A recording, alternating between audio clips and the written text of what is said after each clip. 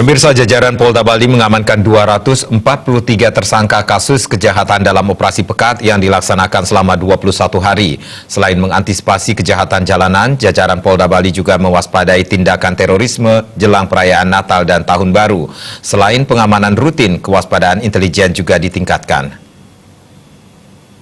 Pol Heri Wianto mengatakan, selama 21 hari operasi pekat dilangsungkan, jajaran Polda Bali berhasil mengamankan 243 tersangka dalam kasus kejahatan. 86 tersangka diantaranya adalah target operasi dalam berbagai kasus kejahatan, diantaranya kejahatan jalanan berupa premanisme, pencurian dengan kekerasan, serta pencurian dengan pemberatan. Sejumlah barang bukti juga disita jajarannya mulai dari narkoba, sajam, sepeda motor, petasan hingga arak. Adapun sasaran dari operasi pekat ini adalah meliputi curas, pencurian biasa, curanmor, miras, judi, narkoba, makanan yang kedaluarsa, premanisme, petasan, dan sajam. Jadi apabila ditotal, kita mendapat target operasi sejumlah 67.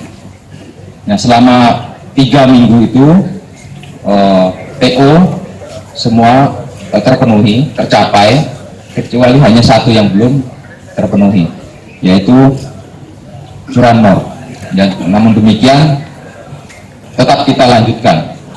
Ditambahkan dalam peningkatan kewaspadaan terhadap tindakan terorisme tetap dilakukan seiring dengan operasi pekat yang telah berakhir dan operasi cipta kondisi yang akan dilangsungkan. Kewaspadaan terhadap teroris jelang Natal dan Tahun Baru ini dilakukan dengan peningkatan kewaspadaan intelijen, di samping peningkatan pengerahan personil dalam melakukan patroli pengamanan. Tim